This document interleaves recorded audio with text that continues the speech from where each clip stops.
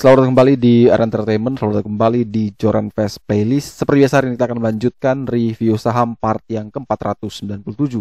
Namun sebelumnya bagi teman-teman yang mungkin belum subscribe channel YouTube ini, sekali lagi jangan lupa tekan tombol subscribe, nyalakan lonceng notifikasinya agar teman-teman tidak pernah ketinggalan informasi-informasi terbaru dari channel ini. Di part yang ke-497 kali ini kita akan kembali mereview ada 6 saham, ada saham SMDR, Temas, BRMS, BBKP, TINS, dan saham Unilever. Namun sebelum kita melanjutkan untuk review ke 6 saham tersebut, seperti biasa kita akan mencoba meng-highlight pergerakan dari indeks harga saham gabungan kita, di mana ISG sudah diprediksi bahwa kembali melemah karena ya seperti yang kemarin saya bilang, orang menjelang liburan pengen ambil duitnya dulu ya buat liburan, mungkin sudah cuan di TP ya, yang masih cut loss gitu kan, semuanya uang diambil kemudian dipakai nanti setelah lebaran selesai, masuk kembali, mulai lagi diisi kembali, di top up kemudian ditradingkan kembali. Jadi lebih bagus adalah ya kita mengurangi porsi juga gitu, jangan maksa karena posisinya adalah kita sedang istilahnya apa ya, kita sedang berada di tengah-tengah orang yang sedang tidak aktif trading lagi gitu, tidak banyak yang trading gitu. Jadi harga saham cenderung akan menurun ya dibandingkan kalau misalkan mulai aktif kembali. Jadi saran saya pribadi adalah kalau bisa ya porsi cashnya diperbesar, kemudian kita cuman ya trading, yang penting bisa trading lah, aktivitas tradingnya tektokan ya di hold aja, karena sekali lagi bursa kita all time high begitu cepat, recovery-nya sangat cepat, sehingga ya wajar kalau ada koreksi nanti mungkin bisa kembali di bawah 7.000 ya wajar juga gitu, karena kenaikannya juga sudah cukup tinggi, wajar sekali dia koreksi, dan itu menurut saya adalah koreksi yang harus dan sifatnya adalah untuk koreksi sehat. Jadi lebih baik memang dia harus cooling down, turun dulu, kemudian setelah itu bisa ngebut lagi ke level 7.500 di akhir tahun. Semoga itu bisa tercapai. Total transaksi hari ini 19,6 triliun, banyak sekali, cukup besar, dengan 162 saham yang naik, 388 saham turun, dan ada 150 saham yang bergerak stagnan. Namun apa yang terjadi? Di tengah penurunan ini, asing terus memborong hari ini sampai 3,49 triliun. Ini besar sekali. Pembelian yang luar biasa besar hari ini, asing begitu getol membeli. Di sini cuma sekilas terlihat ada BBRI, BBCA, MDKA, namun nominalnya cuma 200 miliar.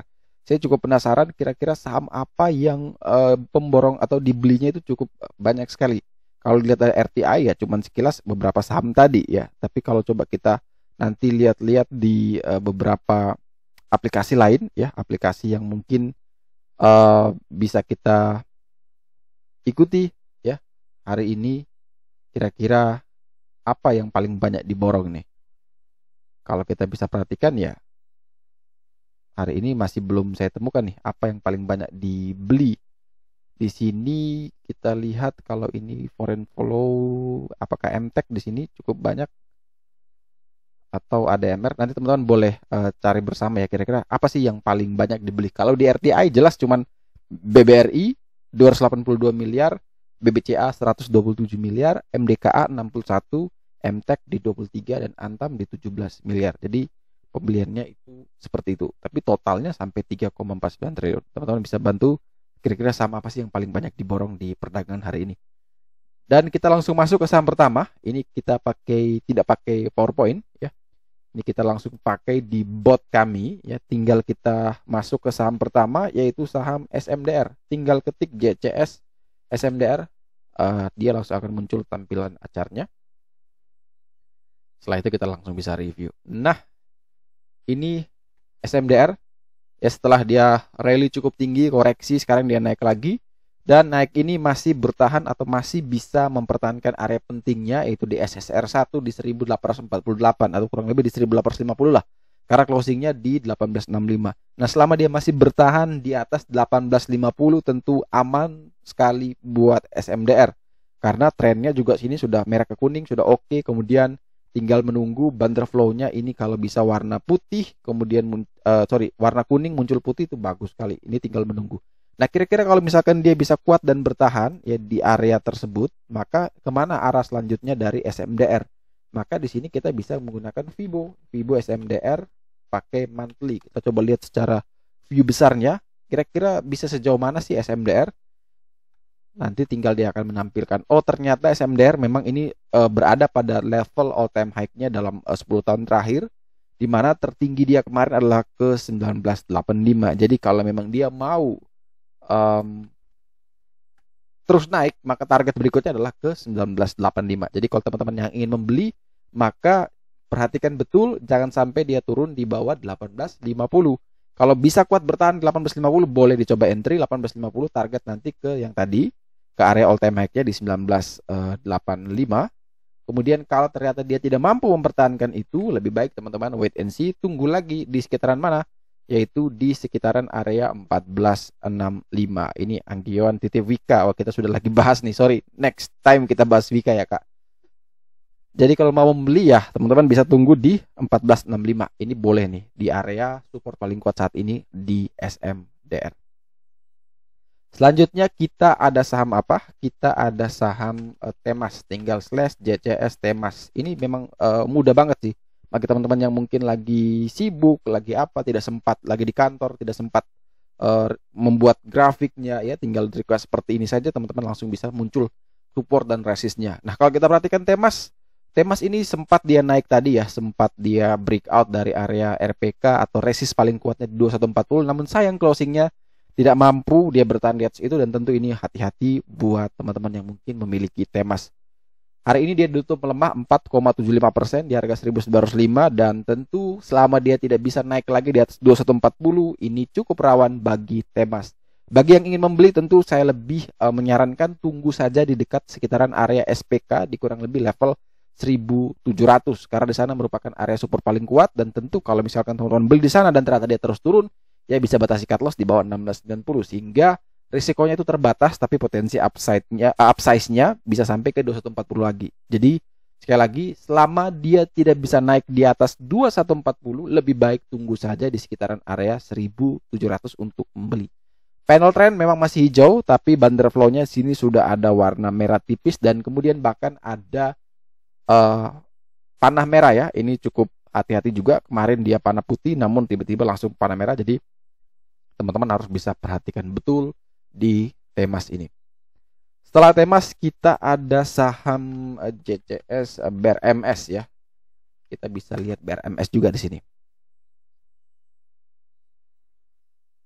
Oke, BRMS hari ini ditutup menguat 6,8%, close di 220 ya, dan 220 itu juga merupakan area RPK atau resist paling kuat. Artinya BRMS ini sedang menguji resist terkuatnya di level 220. Ini kalau bisa breakout tentu menarik buat teman-teman bisa coba entry. Tadi saya sempat juga antri di 210, namun sayang dia langsung terbang. Kalau coba tadi saya HK langsung bisa. Kenapa? Ya karena pikirnya dia masih bisa dapat lagi di 210, namun ternyata dia langsung terbang ke 220, sehingga momentum berikutnya adalah menunggu dia breakout dulu, ya memastikan betul dia bisa breakout atau tidak di level 220. Kalau memang dia bisa breakout, kita coba entry, cut loss di bawah 216 ya, ini adalah SSR 2-nya, kita cut loss di bawah itu, target kenaikan bisa sampai ke 226, itu jaraknya dekat. Tapi kalau mau yang terjauh, kita coba lihat dengan Fibonacci, kita coba cari yang monthly. Tinggal tambah M di belakang ya, artinya monthly. Weekly juga bisa, tinggal ganti W aja. Itu simple. Nah, kalau kita lihat monthly-nya ternyata ini kalau bisa tembus maka ada peluang dia bisa sampai ke 278. Jadi kalau memang ingin membeli, maka kalau saya pribadi buy on breakout ketika melewati 220, target terdekat ke 226, target terjauh ke 278, batasi SL di bawah 216. Itulah trading plan-nya. Kalau dari trend indikator ya masih merah, masih jelek panel trendnya. Kemudian bundle flow ya warna merah sudah mulai melandai. Ini sedikit lagi kalau dia bisa keluar putih, ya tentu itu juga bagus buat BRMS. Coba kita lirik ke foreign ya. Kalau foreign sama stok RSI itu teman-teman bisa tinggal ketik /div BRMS. Ini bisa langsung muncul yang foreign dan stokastik RSI-nya. Nah, kalau kita lihat dari sini ternyata walaupun bundle flow-nya masih jelek, ternyata ini asing yang akumulasi nih. Ini asing masuk HK cukup besar ya. Asing HK cukup besar di sini, dan RSI juga berhasil naik kembali di atas 50, dan tentu ini cukup menarik ya. Jadi kalau secara stokastik, secara foreign tentu menarik buat BRMS. Jadi teman-teman boleh perhatikan betul. Kalau memang dia bisa breakout dari 220 itu menarik. Selama belum breakout, lebih baik jangan entry di BRMS. Setelah BRMS kita ada saham BBKP. Kita tinggal JCS BBKP dan kita akan melihat kira-kira BBKP akan bergerak seperti apa nih BBKP nih. BBKP downtrend parah ya, turun terus dia ini sampai di 212 atau minus 0,93%, cukup membuat banyak yang frustasi ya, termasuk saya salah satu yang punya BBKP, tapi ya bukan buat trading sebenarnya, jadi buat invest. Mungkin teman-teman sudah banyak yang tahu. Dan tentu ya kita menunggu momentum atau titik di mana titik terbaik untuk kita masuk lagi. Jadi kita tidak mungkin asal beli ya untuk average down, karena bisa jadi dia masih bisa terus turun gitu. Nah, kita harus cari titik di mana yang bisa menjadi titik untuk entry untuk menambah muatan kembali. Yaitu akan kita coba perhatikan sama-sama. Kira-kira di mana sih titik yang menarik untuk average down bagi yang mau invest ya. Tapi ini bukan ajakan, bukan rekomendasi bahwa kamu harus ikut gitu, tidak ya, karena setiap orang punya preferensi masing-masing dalam hal investasi, dalam hal trading. Kalau kita perhatikan untuk trading saja, di sini panel trendnya masih warna merah, ini masih jelek ya. Bandra flow syukurnya sudah mulai warna kuning, merahnya sudah mulai tipis, kemudian muncul kuning. Tinggal ini menunggu dia warna putih, tentu ini jauh lebih bagus. Nah, kira-kira di level berapa kita bisa beli? Kalau di sini teman-teman bisa perhatikan ada 220 di sana SSR 1, yaitu kalau misalkan dia bisa breakout ya boleh juga dibeli, target sampai ke 242. Tapi kalau kita coba perhatikan dari Fibonacci BBKP, coba kita buat yang monthly, kira-kira ada level penurunan sampai sejauh mana lagi BBKP bisa akan ke sana. Nah, kalau kita perhatikan secara monthly ternyata ada penurunan selanjutnya adalah menuju ke 176. Jadi ini cukup dalam, jangan sampai BBKP ke sana ya.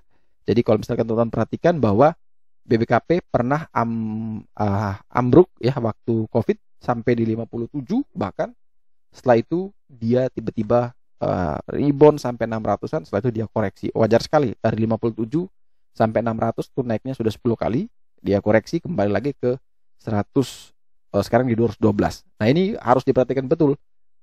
Jauh lebih bagus teman-teman ya menunggu dia naik minimal di atas 220 tadi, atau ya tunggu sekalian di sekitaran 175 ini. Jadi itu adalah kunci pentingnya. Jadi kalau mau average down ya saat ini masih belum oke. Jauh lebih bagus tunggu di 175, siapa tahu dikasih di sana. Tapi kalau memang dia bisa naik di atas 220 kemudian sideways, tentu itu juga bisa menarik. Jadi kalau teman-teman yang baru mau entry di harga 212, tentu ini masih belum bagus. Menunggu buy on breakout saja di atas 220 itu mungkin jauh lebih menarik. Selanjutnya teman-teman bisa akses chart seperti ini. Teman-teman bisa kontak saya atau bisa melalui website joranvest.com. Nanti teman-teman bisa pilih layanan di sana. Ini coba kita buka ya. Ini websitenya joranvest.com. Teman-teman bisa pilih layanan, pilih Joranvest Chart System. Teman-teman tinggal scroll ke bawah, mulai pilih paket berlangganannya. Sama saja per 40.000 per bulan. Tapi kalau yang ini untuk 1 bulan, ini untuk 3 bulan, ini untuk 6 bulan, dan ini untuk 12 bulan langsung ya. Jadi bisa tinggal kali 12 kali 4, 480.000 teman-teman bisa dapatkan akses. Tapi kalau mau akses ini chart ini secara gratis, ya teman-teman bisa juga berlangganan di paket utamanya. Di paket depan ini, di mana tidak hanya dapat chart, tapi teman-teman juga dapat informasi artikel yang premium. Kemudian teman-teman bisa ikut webinar secara gratis. Kemudian ada private mentoring, itu teman-teman bisa ikut juga secara gratis. Kemudian teman-teman dapat chart ini juga gratis. Kemudian teman-teman dapat informasi analisa juga gratis. Kemudian teman-teman bisa dapat modul pembelajaran ini semua juga gratis, beserta recording semua webinar ini secara gratis. Plus teman-teman juga akan dapatkan grup Discord khusus untuk saling bertanya di sana. Itu juga ada informasi atau rekomendasi saham-saham di sana. Jadi teman-teman itu hanya 109.000. Tapi kalau tidak mau itu, saya pengen cuman butuh chartnya saja, ya bisa langsung ke layanan Joranvest Chart System, tinggal pilih langganannya. Itu cukup terjangkau buat teman-teman. Bagi yang sibuk dan tidak sempat untuk tarik garis, ini bisa menjadi salah satu solusinya. Selanjutnya kita ada Samtins. Nah, Samtins ini ya cukup rawan ya, teman-teman bisa perhatikan turun, ada gap di sini ternyata, kemudian sempat menguji 1865, yaitu support kuat saat ini. Dan ini kalau jebol, maka terbuka lebar sekali, dia akan menuju ke 1540. Jadi hati-hati betul. Tren sudah merah, Bandra flow masih merah pekat, bahkan lebih tebal. Ini hati-hati, jangan sampai tins masih bisa dalam ya. Ini teman-teman bisa perhatikan warna merah seperti ini. Ini dia akan turun cukup dalam. Setelah itu merahnya mulai turun, muncul kuning. Nah, itu baru mungkin kita bisa entry. Tapi karena masih merah seperti ini jauh lebih beresiko. Bagi yang ingin membeli, perhatikan betul, minimal dia merahnya melandai, kemudian bagusnya muncul kuning sedikit, final trend mulai muncul kuning, kemudian masih berada di atas 1865. Itu oke, masih aman. Tapi ketika dia besok turun di bawah 1865, tentu ini rawan buat teens, dan tentu lebih baik kita wait and see, menunggu dia di sekitaran area 1540 sampai dengan 1600 mungkin jauh lebih baik. Jadi perhatikan betul, jangan sampai jebol di bawah 1865 untuk esok ya. Jadi teman-teman bisa cek terus. Kalau yang mau berlangganan tadi ya pasti bisa update nih ya, kira-kira sudah warna apa. Tapi kalau yang belum berlangganan ya tetap harus lebih hati-hati. Ingat disiplin dengan trading plan-nya. Di bawah 1865 lebih baik kita jangan dulu entry. Tapi kalau memang masih kuat bertahan di 1865, itu bisa menarik untuk entry dengan target berikutnya bisa sampai ke 1950. Dan saham terakhir yang akan kita review hari ini adalah saham Unilever. Unilever pernah kita review beberapa hari lalu juga, dan hari ini dia naik cukup luar biasa. Kalau tidak salah waktu kita review, waktu dia baru muncul tren warna kuning ya, panel tren kuning. Kemudian sudah mulai melandai, kemudian terakhir kemarin warna kuning full. Dia masih dekat dengan area SSR-nya, SSR 1. Dan hari ini sudah muncul putih, langsung terbang. Jadi breakout lagi juga di atas RPK di 3540. Nah ini cukup menarik buat Unilever. Apakah dia mampu bisa naik lagi? Karena sebelumnya juga dia breakout, turun, sekarang dia breakout. Apakah ini dia akan beneran bisa serius naik? Ya tidak ada yang tahu, tapi ini justru jauh lebih menarik.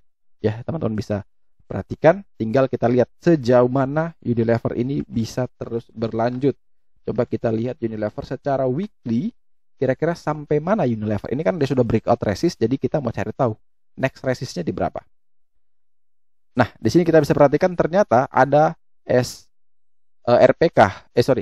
SPK di 3870 secara weekly, dan itu mungkin dia akan menuju ke sana. Jadi teman-teman kalau yang ingin membeli di sini ada 3780 ya. Teman-teman boleh buy on breakout ketika dia melewati 3780. Itu mungkin jauh lebih mengkonfirmasi bahwa oh, Unilever ini sudah mulai beneran uptrend ya. Jauh lebih bagus. Kita telat sedikit tidak apa-apa, tapi kita bisa memastikan bahwa ini dia beneran mau naik.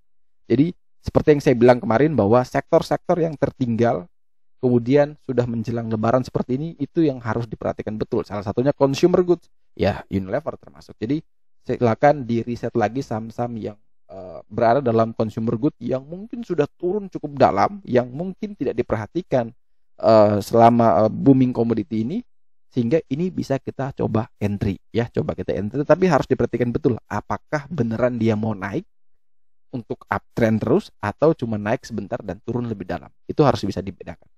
Jadi ini teman-teman bisa, kalau saya pribadi sih ya lebih bagus naik di atas 3780 konfirmasi, apalagi kalau dia bisa naik di atas 3870 ya itu jauh lebih menarik dengan next target jauh sampai menuju ke 5400.